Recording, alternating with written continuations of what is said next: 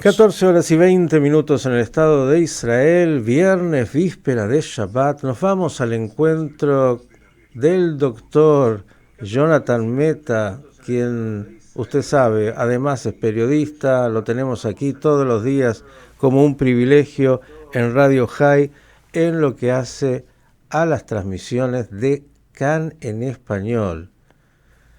¿Y qué le puedo decir? 273 días de esta guerra que está viviendo Israel, y como no nos escucha nada ni nadie, voy a decir una guerra que más allá de lo que se quiera pensar, Israel ha perdido. Puede ser que la operación militar esté avanzando, también sobre eso tengo mis dudas. Frente Norte con Hezbollah, soldados que caen, negociaciones, incertidumbre y los efectos internos dentro de Israel. Cumbre entre representantes del Hamas y Hezbollah. No es casual. Querido Johnny, ¿cómo estás? Buenas tardes. ¿Cómo estás, Miki? Buenas tardes a vos. También buen día a vos y a tu audiencia. Bueno, hice una introducción muy personal, pero es la mía. Por ahí usted me dice, no, aquí todos estamos muy, ¿cómo llamarlo? Expectantes de que todo está muy bien. Mirá, yo voy a decirte que estoy de acuerdo con cómo vos planteaste por lo menos la situación. Creo que está claro desde el 7 de octubre que Israel la guerra, termine como termine, la va a perder. Pero vos hablabas también del tema del norte, también de las reuniones entre Hezbollah y Hamas. Y yo acá quiero decir algo que me parece muy interesante y muy importante que surgió en los últimos días. En las últimas 24 horas tuvimos un avance muy grande en lo que son las negociaciones entre Israel, con los mediadores, digamos, Qatar, Egipto, Estados Unidos y Hamas. Lo que nos enteramos en el día de ayer fue que, por un lado, Netanyahu se negó a mostrar la respuesta de Hamas al gabinete, ¿no? Él dijo, voy a reunir al gabinete y a partir de ahí vamos a decidir. Sin embargo, a último momento lo que terminó pasando fue que Netanyahu personalmente decidió enviar a la delegación, en realidad no a la delegación, nada más al director del Mossad hacia Qatar, que está volando en estos momentos, y luego si ven que hay algún avance van a volar el director del Shabak y el delegado del ejército para el tema, pero lo decidió él solo, eso me parece un dato importante, y se negó a mostrar las respuestas de Hamas al gabinete. Ahora, ¿por qué pasó esto? Ayer informaba un diario saudita, informó en el día de ayer que la respuesta de Hamas se dio producto de que Estados Unidos, más precisamente William Burns, que es el jefe de la CIA, le dijo a Hamas, le hizo llegar a Hamas, dos cambios que son muy importantes para Hamas respecto de las negociaciones. La duda que tenemos todos es si estos cambios Israel está de acuerdo o no.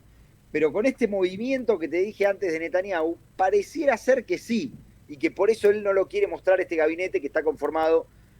Recordemos, el gabinete de guerra se cerró, ¿no? Terminó. Entonces, hoy tenemos un gabinete conformado particularmente por grupos de la coalición, donde están los sectores de extrema derecha que no tienen ganas de hacer ningún tipo de acuerdo.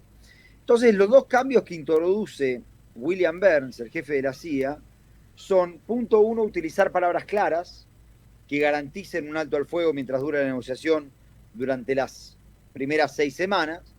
Y número dos, y este cambio es muy importante, sacar a Israel. Israel saldría del cruce de Rafah, se podría quedar en lo que se llama el corredor Filadelfia, pero del cruce de Rafah sale y el cruce de Rafah pasa a manos de Egipto, lo cual es un dato muy importante para tener en cuenta cuál es la planificación a largo plazo de Estados Unidos. Ahora, ¿por qué lo relaciono con lo que vos decías antes? Fíjate cómo al final estamos negociando un final para la guerra, y en esto yo creo que está bien, o sea, toda guerra termina de manera política, pero toda guerra tiene que tener cierto objetivo que yo quiero conseguir. Digamos, la situación no puede ser la misma antes de empezar que después. Y ahí voy a lo del norte. En el norte, la situación no es tan fácil. ¿Por qué? Si nosotros vamos a una guerra en el norte, que entre paréntesis yo lo dije ya contigo y lo repito, la guerra la tiene que iniciar Israel. Hezbollah no va a iniciar una guerra. Podemos después discutir si hay un acto bélico o no, en lo que llama causus bellis, en los ataques de Hezbollah, lo podemos discutir. Pero Israel tiene que tomar la iniciativa de entrar al territorio libanés. Y el punto es que si Israel sale a esa guerra, una guerra que le va a costar mucho, como le costó en el 82 y en el 2006, ¿no? Porque hay que decirlo, esas dos guerras son dos guerras en las que Israel sufrió bastantes caídas, y termina de una forma política, la ganancia que puede tener Israel no es la misma que la que tiene en el sur. ¿Por qué? Y con esto cierro esta primera parte, si querés. Porque en el sur, Israel debilita a Hamás, evidentemente está debilitado, y producto de ese debilitamiento y de la presión de varios sectores de Occidente, Estados Unidos, países europeos, la autoridad palestina podría empezar a trabajar para quedarse con Gaza. Esto requeriría un detalle muy importante, que no es pequeño, que es la creación de un Estado palestino. Pero después lo hablamos, si querés. Pero en el norte, Israel no controla esas fronteras. Por lo tanto, ahí sí, ir a una guerra para terminar con una resolución parecida a la 1701, no haría nada. Simplemente sería más tiempo de guerra, que capaz que hay algunos sectores que lo favorece, políticamente particularmente. Pero ahí sí la situación es distinta, y ahí es donde yo veo que Israel está empezando a tomar decisiones o de manera impulsiva o tomando en cuenta parámetros que no son el bien del Estado. Simplemente quiero agregar algo para que lo puedas analizar, Johnny, que es, claro, has hablado de Hamás, de la guerra, de Hezbollah y de la intervención internacional, pero en realidad del único que no has mencionado y que es un factor fundamental se llama Irán, que es el padre de la batalla de Hamás y de Hezbollah. La pregunta es, ¿qué se estará haciendo? No lo sabemos, entre bambalinas, como para que aquel que determina justamente esta guerra, bueno, sienta que tiene algo para perder. Bueno, ahí me parece que justamente la decisión está en Israel. Y lo voy a explicar por qué, y esto es una opinión personal. Israel, creo que fue el 14 de abril que fue atacado por Irán, ahora no me acuerdo bien la fecha, pero Israel el día que fue atacado por Irán fue defendido por una coalición internacional de Occidente. Gran Bretaña, Francia, Estados Unidos, Jordania y Arabia Saudita coordinados con Estados Unidos, obviamente no con Israel. El ataque fue claramente Israel, o sea, no podemos acá decir, hubo cierta retórica de, no, bueno, pero Jordania atacó porque violaron su espacio aéreo. Sí, pero no iban a caer misiles en Jordania, los iban a caer en Israel. Por lo tanto, me parece que Estados Unidos desde diciembre, y duele decir desde diciembre, porque uno piensa en la cantidad de gente que murió desde diciembre. Nosotros conocemos secuestrados que estaban vivos en diciembre, sabemos soldados obviamente que estaban vivos en diciembre y que murieron después, pero Estados Unidos desde diciembre viene insistiendo a Israel, tenés que dejar la guerra contra Hamás, hay que terminarla porque Hamás está debilitado, se lo puede terminar con una solución política, creando un Estado palestino que puede gustarnos o no, pero me parece que ya no hay mucha forma de darle vuelta a esa historia, y entonces concentrarnos en el verdadero cuco que es Irán. Hezbollah es una organización que fue creada por Irán con el solo objeto de distraer a Occidente, o particularmente a Israel, del plan nuclear iraní. Ahora, Irán hoy está en un día muy importante de su historia. Hay gente más pesimista, hay gente más optimista. Voy a tratar de ir al medio.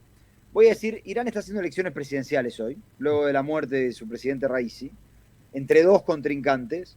Uno que es un conservador que está en contra de cualquier tipo de negociación con Occidente, y otro que es un reformista que se esperaba que no llegue a la segunda vuelta, y de hecho se esperaba que el tribunal, no el Tribunal Supremo, el líder supremo de Irán, el Consejo Supremo de Irán, no le permitiera presentarse a elecciones, y le permitieron presentarse por una sola razón, que es que pensaban que con eso iban a llegar a la cantidad de votos, a más del 50%, al más 50% de votos del padrón, y de esa forma dejar como más legitimada la elección. Lo que no pensaron era que esta persona iba a llegar a la segunda vuelta y se iba a centrar en las cuestiones económicas de Irán. Y ahí es donde la economía juega un rol muy importante, porque él podría negociar las sanciones con Occidente y meterse en lugares donde hoy toman decisiones los líderes supremos de Irán y no el presidente. Entonces, hay que ver qué pasa hoy con Irán. Yo creo que hay muchas posibilidades de que gane este personaje reformista. Y en el caso de que gane, la pregunta es cómo va a accionar Occidente con la estrategia de la diplomacia clásica del palo y la zanahoria, para tratar de que se siente con Occidente, negocie con Occidente y de esa forma por lo menos frenar un poco la cuestión en Irán, esperando que el plan de Occidente con Irán siempre estuvo claro, por lo menos desde que Obama hizo el JCPOA, el plan siempre fue alimentar a las clases medias y que las clases medias sean las que hagan la revolución. Por ahora no pudo pasar, pero bueno, veremos qué es lo que pasa, también depende obviamente de lo que pase en noviembre en Estados Unidos. Ustedes están escuchando al doctor Jonathan Mehta, es abogado, esto usted lo puede ver en su análisis, es periodista, está todos los días con nosotros aquí trayendo la información justamente de CAN en español. Hoy en el análisis un poco más macro, porque la realidad más allá de la fotografía del día, que siempre durante una guerra es trágica, bueno, requiere de un análisis de comprensión más amplio de los movimientos en este tablero tan complejo. Quiero agregar una cosa que has dicho también, Johnny, pero solamente para que ninguno distraído no lo haya percibido. Así como hay una guerra en términos de el frente externo que Israel está enfrentando, el primer ministro y el gobierno de Israel tienen una guerra en el frente interno. Digo, son dos dimensiones que a veces, claro, tienen cierta contraposición, porque claro, tiene un gobierno donde hay un poder, aunque es pequeño, pero es grande a la vez, de justamente los grupos minoritarios de extrema derecha que no quieren ningún acuerdo, que no quieren, que quisieran asentarse nuevamente en Gaza, lo plantean abiertamente, y así como eso, digo, la tensión interna de este gobierno de Israel hace que todo también sea un poco más complicado, ¿no? Sí, voy a decir que este grupo es el más interesado en que siga la guerra.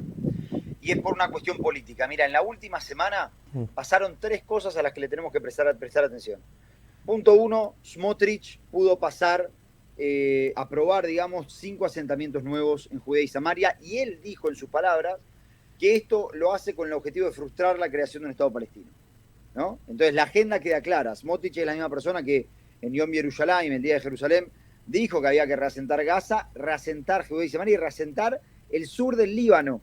El sur del Líbano quería reasentar Smotrich en el Día de Jerusalén.